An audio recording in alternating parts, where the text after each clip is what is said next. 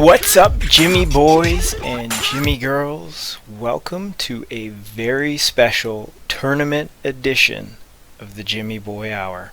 I'm your host, Omarcomin, and this week we've got the first of the Gauntlet side event tournament games coming at ya.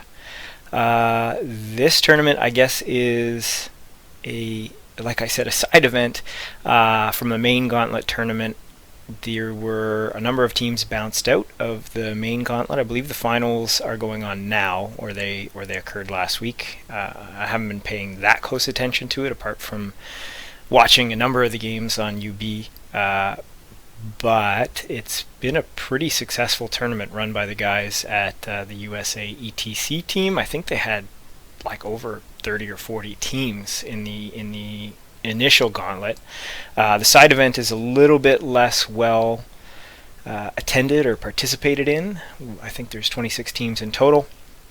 I'm playing alongside two ETC hopefuls from Canada, Black Lancer, who you may know from a previous video, and Ben Elonius, who I think I've also had another battle report against. So we put together our little motley crew and threw our hat in the ring to see how we might do.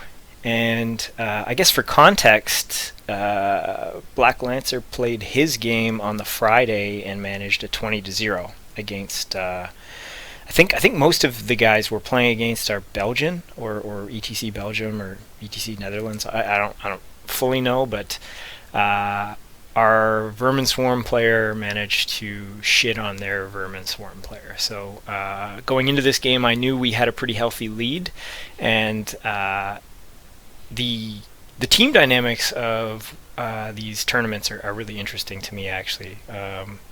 Being able to discuss with your teammates which matchups make the most sense for who, and trying to engineer ways for those matchups to occur so that your team has the upper hand, at least in the pregame. Of course, everything that happens on the table is to be determined by the dice gods and our own stupidity most of the time. So going into this 20-0, I thought this was going to be a pretty favorable matchup for me, given that I have the two cannons to deal with most of his flying, monstrous, gigantic, and even his I guess it's a chariot, but the Court of Souls, or whatever you want to call it, that his vampire general is rolling in.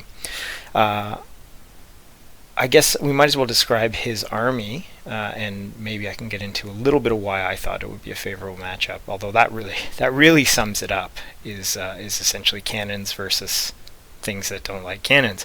But from left to right on my opponent's side, he's got 5 direwolves, 2 winged reapers. I think that's 32 ghouls, something like 20 zombies and 2 warlocks or necromancers, as they were. The Shrieking Horror, he's got the skeletons with paired weapons and the Court of the Damned. So that's over 1,000-point general he has there. That thing is really, really nasty. It's a lot like the Plague Pendulum that Black Lancer has in his list.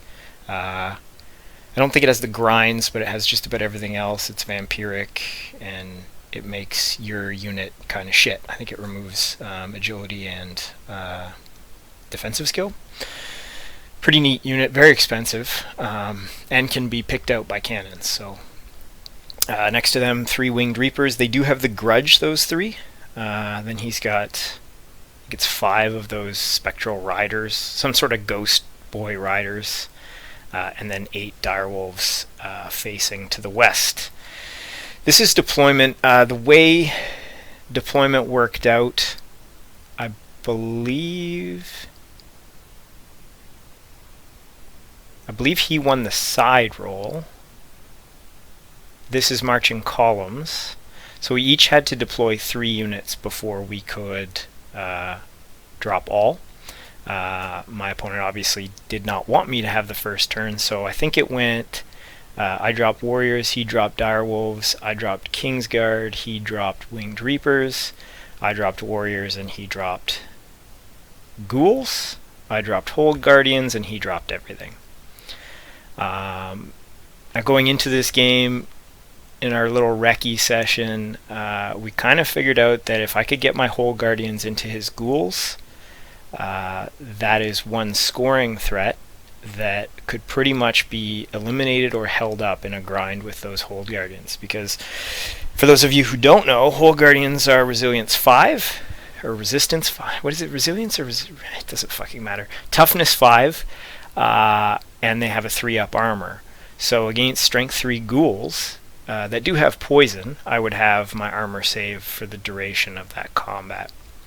Now ghouls do have a funny mechanic where if they do a wound on you, they go apeshit. I can't remember exactly what they do if that happens. I think that they... it's called Unholy Appetite. Let me just look it up real quick.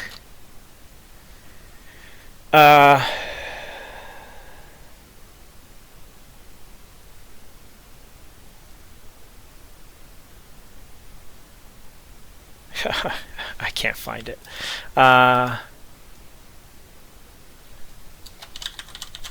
It doesn't matter that much. They go kind of crazy. They re-roll failed to hit rolls. Okay, that's all they do. So they re-roll failed to hit rolls, and they have poison. So it could potentially get to a point where they could knock a handful more wounds off through the benefit of the poison and the re-rolls. They do have a fair number of attacks. I think they have like 2 attacks each, and they fight in extra ranks or something like that. But essentially, with the objective we're dealing with here on Breakthrough, if I can eliminate one of his scoring units, the only scoring units he has are the ghouls, the zombies, and his skeletons, I effectively cannot lose the objective. I have 13 scoring units in my army. Yeah, 13. So it's very challenging to prevent me from scoring, but it is possible to tie me in scoring. So that's what I basically need to avoid. I think that's enough pregame. My list obviously hasn't changed. I guess I adjusted it slightly. I now have musicians on my rangers. I just felt that in a tournament, the ability to wheel around, I'll probably face a lot more ambushing and flying shit than I'm used to, or than I really like to. So if something ends up in an unfavorable spot, I'd like to at least be able to reform and take a pot shot. So that allows me to do that. The cost for that was pretty minimal. I just had to remove musicians from I think the whole Guardians, and I got another 20 points somewhere. I'm not entirely sure. That'll be it for deployment phase. Let's move to turn 1, vampire counts. So in his turn, I didn't introduce my opponent. His name's Kai. He goes by Chosen of Sigmar on Discord, and I think on the forums. I do believe he's an ETC player for Team Belgium. Very nice guy. So yeah, Kai. This is Kai's vampire counts, and his turn 1 looks like this. He basically starts taking some of the field, wants to get out from under the oppressive fire of my cannons as soon as possible.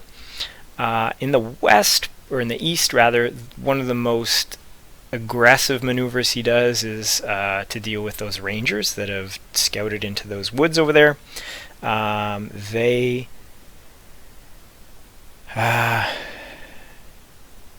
direwolves have basically threatened to charge. Those things have devastating charge, and he's nice and close to my rangers. And then waiting off to the flank, he has his little ghost riders. So they're under pretty significant threat there, but nothing that I think they can't handle. In the center, he's moved up his winged reapers pretty aggressively, and everything else is just slowly taking some space. I think he doesn't want to get overwhelmed either, so he wasn't super aggressive with his initial moves. Shrieker obviously is taking cover behind that hill. One of my cannons can actually see this. I don't think I noticed that during my game, but I had basically decided early on that I was going to do what I could to weaken those Winged Reapers. They're basically, outside of his Vampire, the only real combat threat to my list, as far as I'm concerned. The Shrieker obviously can do some work, but it's going to remain kind of suppressed by the cannons. In Magic, it looks like he got... I'm not sure what that is. That's the 4 of... whatever that spell. What is that?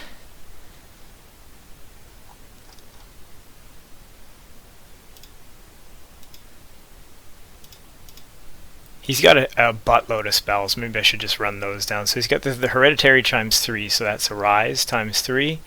Then he has an Alchemy Bro. So the Alchemy guy has Glory of Gold. I'm not sure what school that is. I think that is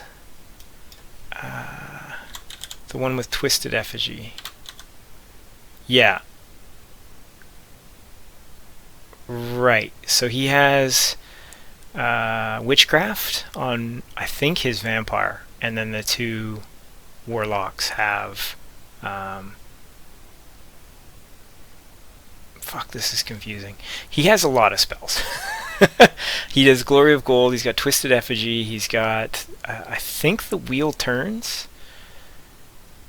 He's got the Bound Arise, which basically allows him to make a new unit of zombies, which is what you see in the center there. And then he has... frick, I don't really know. There's a lot of magic going on here. Basically, in my mind, the scariest things are probably a Rise in this case, actually. Given that I don't want him to keep those Winged Reapers at full strength, a Rise is pretty friggin' annoying. And then he has some nice debuffs like Twisted Effigy. There's the one that makes my leadership go down. It's got a handful of debuffs as well. All he manages to get in, I think, is Wheel Turns. Is that right? Seems right. And it was the boosted version. So yeah, so they wound... No, that can't be right. That doesn't make any sense, because those things already wound on a 3.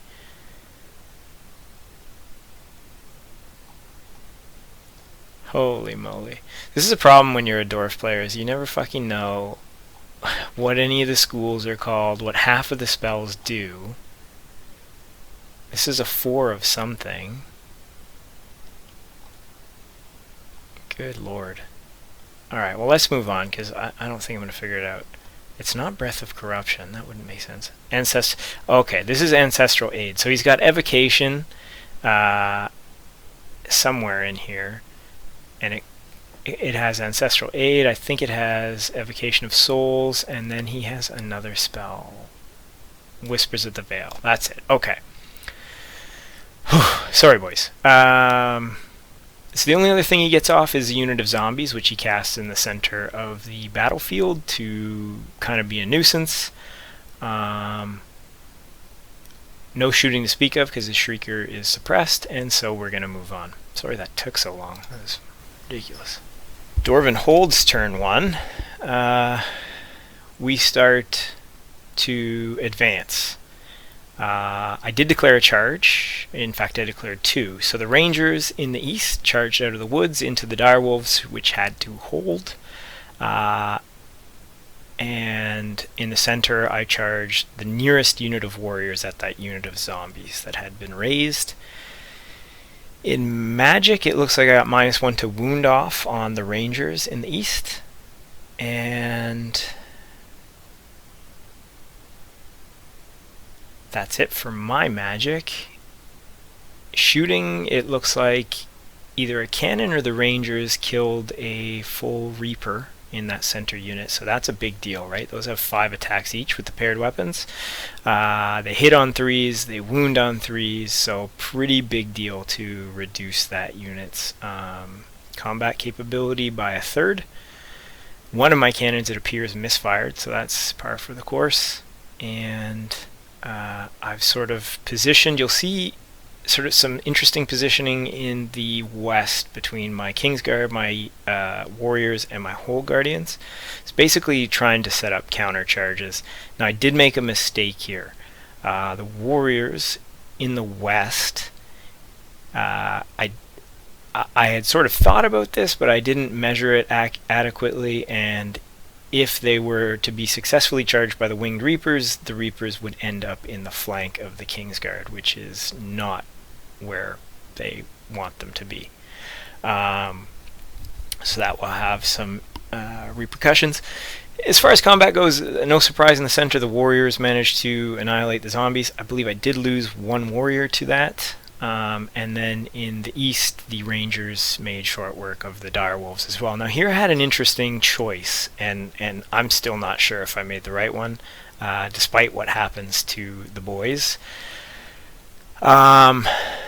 They weren't going to be far enough away to have a stand and shoot on the ghosts, but where that combat ended, I was pretty much 1 inch from being out of the arc of those ghost horses. So had I overrun, I would have been, I think unless I rolled a 2, I would have been out of their charge arc and completely safe for the next turn, with reinforcements coming. So you see the Warriors coming, and instead I opted to reform facing them, and give my Warriors a fairly long flank charge on the Ghost should I hold. Now these guys, there's 12 of them. He'd need to kill 5 in total to break my Steadfast. In fact, he'd need to kill 6 in total to kill my Steadfast. And they have the -1 to wound. So pretty safe choice, I thought. And with the flank coming, even with their 3+ ward against non-magical fighting, I thought I would win that grind and effectively win the east of the map. So that was my decision-making process there. And we'll proceed. Vampire Count's turn 2. This probably looks a little strange to a lot of you, considering where things were last turn. So, whole lot of charges were declared here. Let's go west to east. I think that'll make this the easiest. The Direwolves declared charge on the second unit of Warriors to the left, and they held. The Ghouls declared charge against the same warrior unit, and I ran. So my Warriors have fled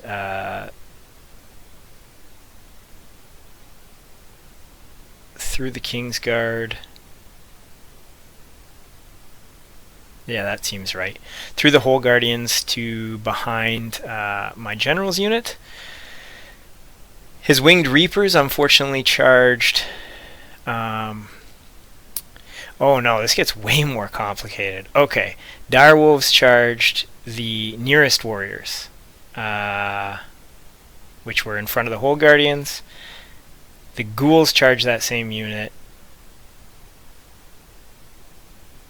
And fuck, the sequence here is impossible. I need to start writing this down or something. But basically, all of my units of Warriors fled, and fled through their trailing units.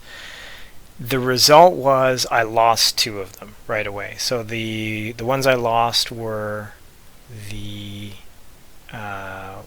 ones at furthest to the west. They ran through the Kingsguard and managed to clip the board edge, unfortunately. The second unit from the left fled through the Hole Guardians, and you see them behind the General's unit. The unit that was in front of those Winged Reapers and in front of his General's unit fled directly backwards through my General's unit, and then ended up behind, sort of between the General's unit and the anvil. He charged it with his Winged Reapers, sending it off the board.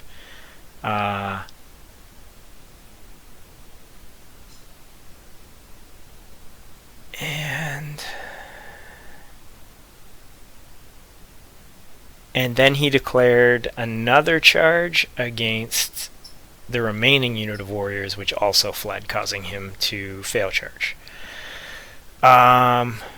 So basically what happens is the Winged Reapers fail charge, the Dire Wolves fail charge, the Ghouls fail charge, his General's unit fails charge because it was a long charge, I think against my General's unit. The Winged Reapers fail charge. And then sadly in the east, the one unit I really wanted to hold and have a fight was charged by those ghostly terror dudes on their horses. Ghost horse, I don't know, man. Anyway, they failed their terror check on a 10. And so fled, I believe, 5 inches and were quickly caught by those ghostly horrors.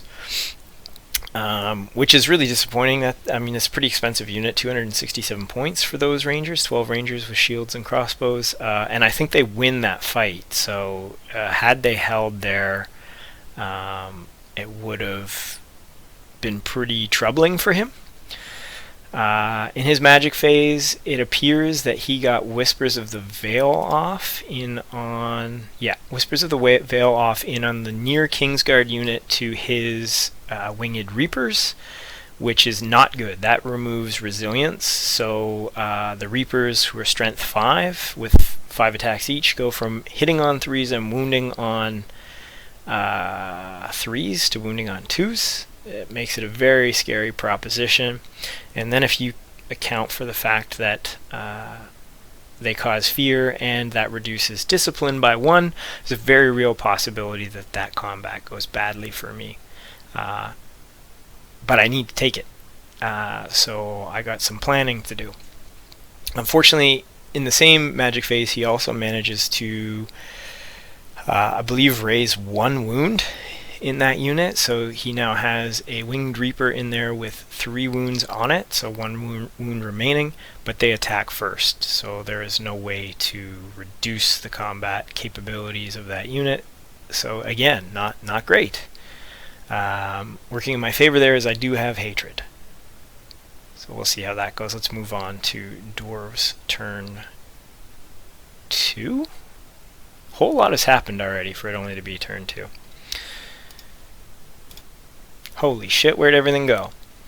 Alright, so, charges. The warriors in the east charge the undead horse boys. The Kingsguard in the center charge the Winged Reapers. The Whole Guardians charge the Ghouls. And the Kingsguard charge the Direwolves. I believe the longest charge I had here was a 7. The Whole Guardians needed a 7 to get into the Ghouls. Kingsguard needed a 5. Kingsguard in the east against the Winged Reapers also needed a 5. And I believe my warriors needed a 6. So lucky for me, all of them managed to make their counter charges, which is pretty friggin' nice. Other than that, in movement, I rallied those 2 fleeing unit of warriors. My general does not move, and I just move up with that trailing unit of Kingsguard way in the east to begin pressuring flanks. You'll see, I didn't mention this actually, but his Shrieker had moved out from behind the hill and took 5 wounds off of that unit of warriors. But let's just deal with magic first. So in magic, I managed to get Gleaming off on the Kingsguard, so they're -1 to hit, which is nice. So unfortunately, his general's aura does -2 to defensive skill. So even with the -1 to hit, I was within range of that defensive skill debuff, which I believe reduced their defensive skill to 3. So I was still being hit on, I think I got hit on 4s actually at that point. So that's not terrible actually. It would have been a lot worse if he was hitting me on 1s or 2s. Additionally, so I got the -1 to hit. Additionally, I also managed to force through revocation. We were at the end of the phase. I had 3 dice to his 2 dice. or no, it was 4 to 2, I think, or 4 to 1. So I could have tried to get 2 spells in, one potentially on the Whole Guardians to assist them. That fight is still a little bit dicey, but should go pretty well. But in the end, I opted at 4-2 or 4-1. It was very close. It was possible that he could dispel 1 spell with his 1 dice. I believe it was 4-1. So I didn't want to take the chance of having that happen, because I think that the Kingsguard with Resilience 3 lose that fight outright. So instead, I forced through the Revocation, removing the -1 Resilience and -1 Discipline spell, Whispers of the Veil. So they're going into that combat with -1 to hit and their full Resilience value. As a result, even facing those 15 attacks, hitting on 4s and wounding on 3s, I lost only 5 models and struck back with 15 with Hatred and did about 11 wounds, I think. So killed his entire unit. Unfortunately, or sort of fortunately, on the overrun, I needed 8 inches to get into the flank of the Shrieking Horror, and I only managed 7. Had I got in with 8, it would have been very, very dead. In shooting, I keep bouncing all over the place here, but in shooting, it looks like I think actually both both cannons missed here. However, the 12 Rangers in the ruins managed to do 3 wounds onto the Shrieking Horror, which is pretty good work for the little crossbow boys. And the 12 miners in the backfield that appeared on turn 2, which is really good for me, managed 3 wounds onto the Winged Reapers. No surprise here. The Kingsguard went into the Direwolves, managed to decimate them. No, I don't think that would surprise anyone. But maybe a surprise to some people is that I didn't overrun the Kingsguard into the ghouls. That's a grind I think is better off being extended. There's nothing currently in the flanks of the Whole Guardian, so there's no way for anyone to break that grind at the moment. And by overrunning, I give myself both a charge on the Winged Reapers as well as a flank charge on the ghouls. I did overrun, I think, 5 inches. So I currently have a flank charge into the ghouls, which basically sets me up for an overrun, a really good overrun if I manage to break them in 1 turn. I have the miners off the back that will be into the rear of the ghouls or the flank of those zombies, or into the Winged Reapers, depending on where and how he moves. So yeah, I'm pretty strong position at the moment. He doesn't have a lot of answers for what I've done, and we'll move on to his turn 3. Well, it wouldn't be an Omarcomin battle report if we didn't have a missing slide. This would be the end of my turn 3, so his turn 3... Yeah, we're missing his turn 3. Unfortunate. Okay, so again, a whole lot has happened. In his turn, he again went after those warriors with his Shrieking Horror. He did 2 wounds onto them, and they managed to pass their fear test, so that's great. He moves up with his general unit. Yes, he moves forward with his general's unit, basically pinning my general's unit, and moves forward with his zombies. In the backfield, he moved his Winged Reapers to chaff the rear charge by my miners into the ghouls.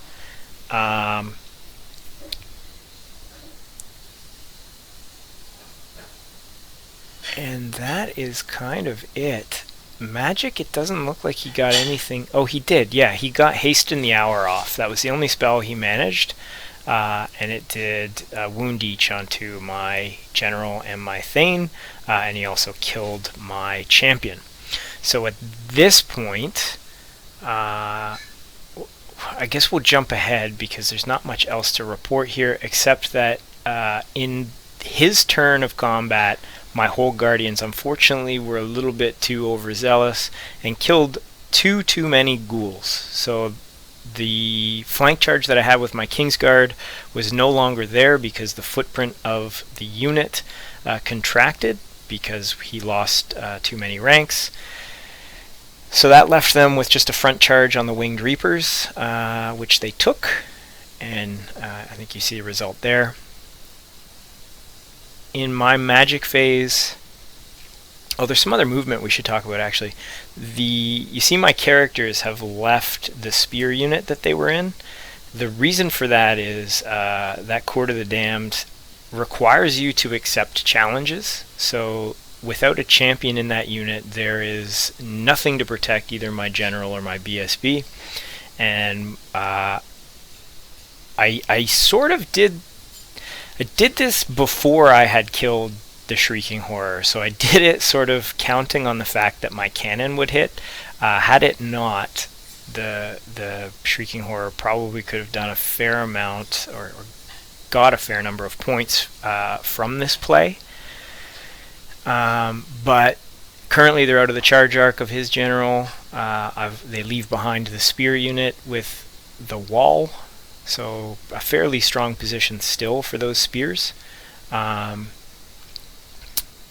And I move the rest of my units to threaten that spear unit. Should my spears remain steadfast or hold, I would have probably a rear charge from the topmost Kingsguard unit and a flank charge from the westmost or eastmost Kingsguard unit. And then in the backfield you'll see I have 2 units of warriors that also are in a pretty good position to assist with either flank or front charges on that unit should there be a combat. My characters are kind of in the way, but that's life, baby. In Magic I did something kind of stupid here. So Gleaming provides, it doesn't provide -1 to hit, it provides distracting and hard target. Defending a wall also provides, I think, distracting. So it doesn't stack. So that was a wasted spell. And just a small learning opportunity for any of you dwarf players out there not to do this. But there you go.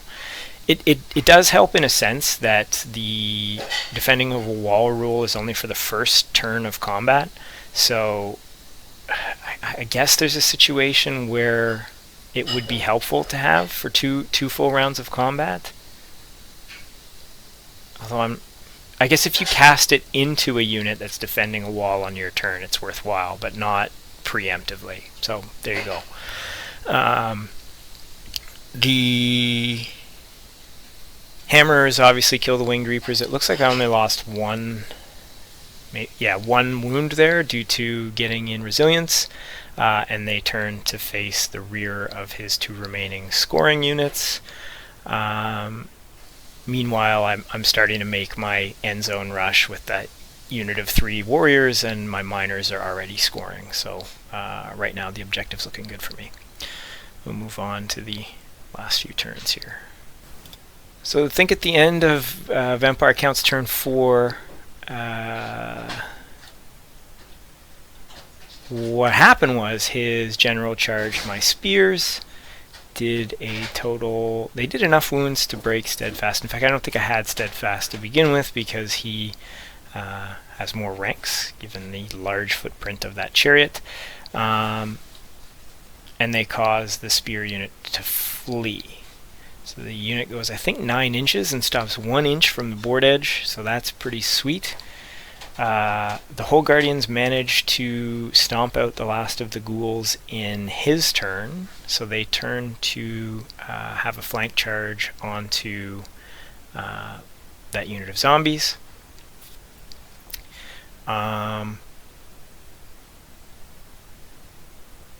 in his magic phase, I think he did some raising in his magic phase, but it didn't end up helping him quite enough. I think he did some raising on his ghouls, but the Whole Guardians managed to chew through them pretty good. Surprisingly, the Court of the Damned in that combat didn't do a whole lot. Like with spears and shields, it's a pretty tough unit with the 5-up ward from shield wall and the 4-up armor from heavy armor and shields. They're pretty resilient, and I managed to do a handful of wounds onto his skeletons. In Magic, he did manage to raise another unit of zombies, so he did sort of screw up my counter charges. I had rear counter charges from at least one of those Kingsguard units, but with those zombies there's nothing. So I'm not too upset about that. That was sort of my opportunity to take his Death Star. With this though, there's really no opportunity. So basically, we're just mopping up. Move on to the final turns here. So this is my turn. Movement, miners, and warriors head for the end zone. I failed charge with the Kingsguard. They didn't have enough space to make it into the flank of the zombies, so they just stumble forward a couple inches. The Kingsguard do make it in. They were in dart formation, and at the end of combat I reformed them into line to get the remaining 3 attacks. I was playing a little bit faster here. This game took about 4.5 hours to finish, so I moved my 2 characters towards the hill. They're full 9, but I didn't really think it through all that well, and I ended up chaffing my own units, or I guess blocking their overruns. So that was kind of a boneheaded play. I had lots of I could have taken them out to the east. There was no danger out there, so it was kind of a stupid thing to do, but I was playing a bit faster. I did declare another charge this turn. The unit of warriors that was sort of in the flank of his general's unit charged the zombie bunker. In my mind, that's sort of the last bit of available points on the table for me, so I wanted to get those dealt with. There's 2 wizards in there that are worth a little bit of money, and I rallied the spears, so it's pretty obvious what's going to happen in the next turn. I missed and misfired with my cannons here. Both would have hit on 4s, and unfortunately don't do anything to that chariot. The chariot's made it the entire game without taking a wound from a cannon, believe it or not. I didn't shoot my rangers in this turn, which is kind of stupid. Again, was starting to play a little bit faster. I could have reformed them to face and probably knocked off a few wounds from him, which would have been pretty good, actually, now that I think about it. Potentially I maintain my steadfast, but we'll see. In his turn, obviously, he charges the spears and manages to kill them and break their steadfast, and reforms to face my anvil, my cannon, my warriors, and my rangers. Amazingly, those zombies hang on. There's just the 2 characters remaining in there. One observation here: I fucking hate playing against vampire account players because they never clean up. You see all these dead zombies in the middle of the fucking table. They always do. I don't know. I guess it's because they raise them, but they never really put them away. UB needs like a tray or something, or a drawer you can put bullshit like that, and it just drives me nuts. Yeah, that grind continues. The rest of my units are heading for the end zone. Or no, this is his turn, so we'll move on. That's kind of where things end up. This is turn 5. We'll go to turn 5 dwarfs. Turn 5 dwarfs, we finally kill those 2 wizards, and everyone just reforms to start heading home. Meanwhile, his general's messing around with my cannons and my anvils. I moved my anvil a little bit. Basically, I don't know, maybe it would have been smarter to move it upwards so that if he charged it, he would still be on the field. There is still a chance that I could have gotten his Court of the Damned. It looks like I actually did finally hit it with a cannon and did 3 wounds to it. So that would have been the better play, is to move the cannon to the north instead of to the south, because right now what he ends up doing is, in his turn, so in his turn he charges the anvil and just runs off the table. I think he needed an 8 to completely go off the table, and that basically means that there's nothing left for me to do in my turn, so the game ends kind of looking like this. I have 2 units scoring. I would have more if I had moved them, but we just kind of wrap it up like that. And that's the game. It ended up being an 18-2 for me. I took everything except for his general, which is about 1,000 points, and his skeletons. Had I kept him on the table, I mean, he probably would have just charged the cannon and done the same thing. So I don't think it would have made any difference. I could have moved both, I suppose, and that would have been the play. He would have had to do that, or charge at my rangers, which I don't think I'd be too upset about. So yeah, a pretty good game. I think mostly it went according to plan. My player coach buddy Hermanard was not too impressed with my early aggression, and it nearly cost me. I think my warriors were a little bit too far forward, and had my opponent made one of those long charges, or had I not fled with all of them, he could have really messed up my plans. But I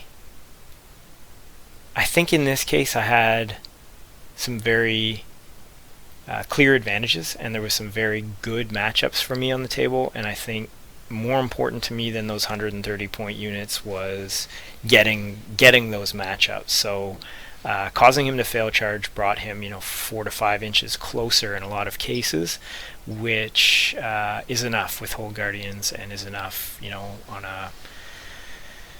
on an 8-inch charge for Kingsguard. So it worked out pretty well. This is not an army like his army isn't one that I can envelop, which is usually the strategy, is just to put so much pressure on him that he either has to charge or has to take a charge. In this case, if he gets to charge me, it's very scary, because that Court of the Damned is so powerful. It could easily chew through a unit of Kingsguard. Looking forward to the next round. I think I found out today I'm going to be playing an Empire of Sonstal gunline, so that'll be pretty exciting. A whole lot of shooting on his side.